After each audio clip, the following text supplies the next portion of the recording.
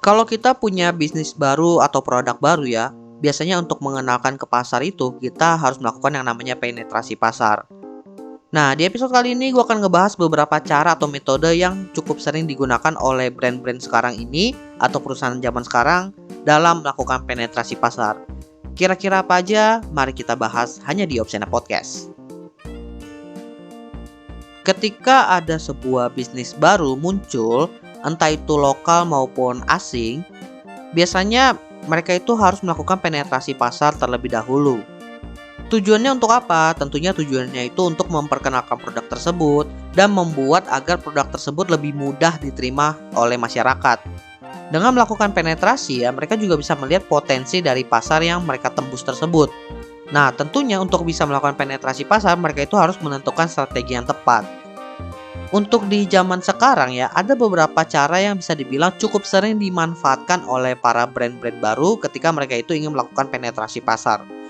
Kira-kira caranya apa aja? Mari kita bahas. Yang pertama adalah dengan memanfaatkan influencer. Nah, ini metode yang bisa dibilang saat ini cukup sering digunakan oleh brand.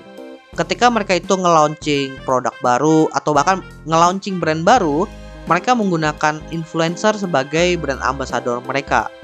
Nah, para influencer ini tentunya mereka itu udah punya banyak followers, mereka itu punya influence.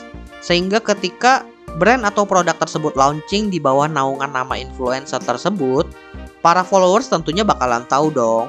Bahkan orang-orang di luar dari influencer dan followersnya itu juga bakalan tahu karena memang ada pengaruh dari sana, pengaruh sosial medianya juga. Cuma yang menjadi PR di sini adalah mereka itu harus bisa ngebangun sebuah review yang jujur terhadap brand atau produk tersebut. Karena meskipun ya sudah membawa nama influencer ternama, itu hanya membawa dampak exposure aja kepada si brand tersebut.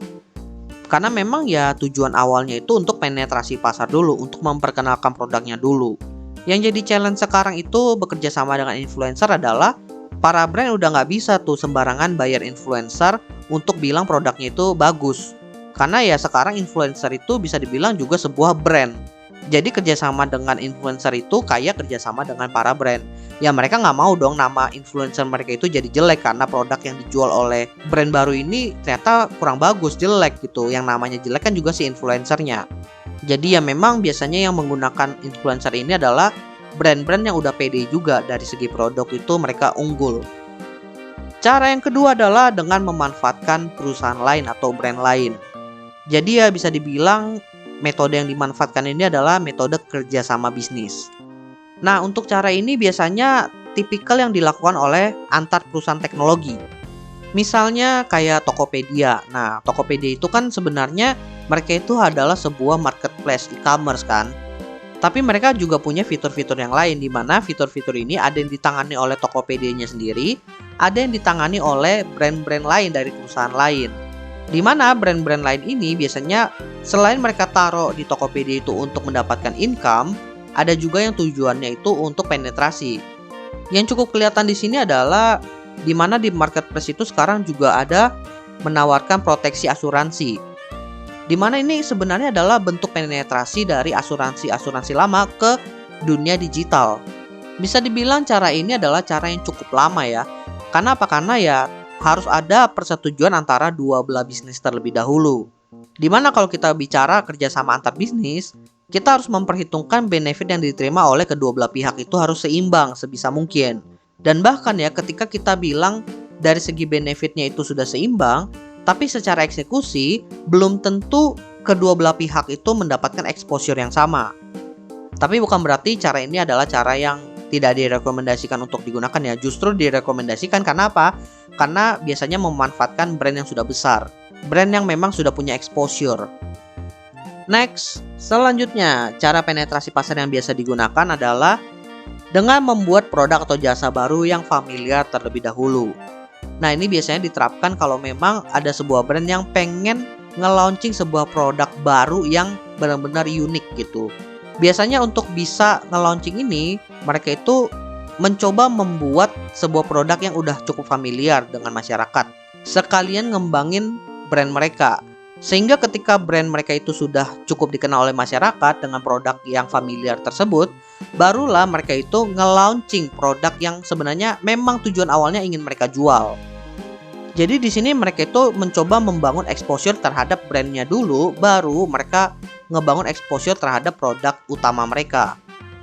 Ya, cara ini bisa dibilang cukup menarik untuk digunakan, cuma punya resiko, dimana kalau seandainya mereka itu gagal ketika mereka nge-launching produk yang familiar itu, dimana ternyata setelah mereka launching, ujung-ujungnya brand mereka itu nggak dapat exposure yang diharapkan, sehingga mereka itu nggak bisa ngelangkah untuk nge-launching produk yang seharusnya. Cuma ya balik lagi lah, kalau mereka ingin menggunakan cara ini harus benar-benar menggunakan strategi yang tepat. Salah satu strategi yang biasa digunakan adalah mereka itu memilih produk familiar yang memang sangat dibutuhkan oleh masyarakat, memang sangat familiar lah, yang pasti laku lah. Jadi ya nggak asal milih produk juga, pasti dipikirin mateng-mateng. Cara selanjutnya adalah dengan melokal. Maksudnya melokal di sini adalah mereka itu memperkenalkan brand mereka, memperkenalkan produk mereka dengan pendekatan yang lokal, mengikuti daerah tempat mereka itu menjual produk mereka.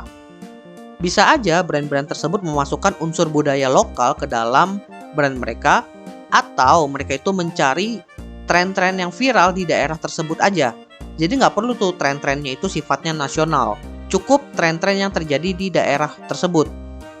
Cara ini bisa dibilang cara yang cukup efektif kalau memang mereka itu mentargetkan daerah lokal yang cukup kecil. Dari segi budget pun bisa ditekan, dan dari segi penggunaan resource pun bisa fokus ke daerah itu aja. Cuma yang jadi masalah adalah ketika mereka itu sudah ngebangun di satu daerah, bagaimana cara mereka itu bisa scale? Apakah ketika mereka pindah daerah, mereka fokus ke daerah yang lain dengan lokal yang berbeda, atau mereka itu mulai membuat sebuah karakteristik yang universal? Tapi ya balik lagi lah, kita kan ngomong cuma bagian penetrasi aja. Jadi biasanya kalau menggunakan penetrasi pasar, ini adalah cara yang lumayan sering digunakan juga. Oke, jadi itulah beberapa cara yang biasa dilakukan oleh brand-brand atau produk ketika mereka itu ingin melakukan penetrasi pasar di zaman sekarang. Ya, ketika kita bicara soal brand baru, produk baru, ataupun bisnis baru, proses penetrasi pasar ini adalah salah satu proses yang sebaiknya dilakukan.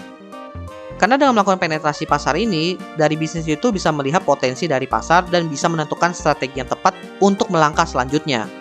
Sehingga kalau kalian itu ingin bikin bisnis, mulai pertimbangkan untuk melakukan penetrasi pasar. By the way teman-teman, jangan lupa follow Instagram dan juga akun TikTok Opsiana Podcast di @opsianamedia, karena di sana akan ada konten-konten menarik dan juga yang bermanfaat buat teman-teman semuanya. Dan juga kalian akan mendapatkan update dari Opsiana Podcast kalau nantinya ada episode terbaru yang rilis. So, jangan sampai teman-teman ketinggalan sama update-nya. Dan terakhir, jangan lupa juga untuk follow atau subscribe Opsiana Podcast di platform kesayangan teman-teman. Dan nantikan konten-konten menarik dari Opsiana Podcast nantinya di sana. Oke, gua rasa itu aja. Thank you buat teman-teman yang sudah mendengarkan. See you next time di episode Opsiana Podcast lainnya.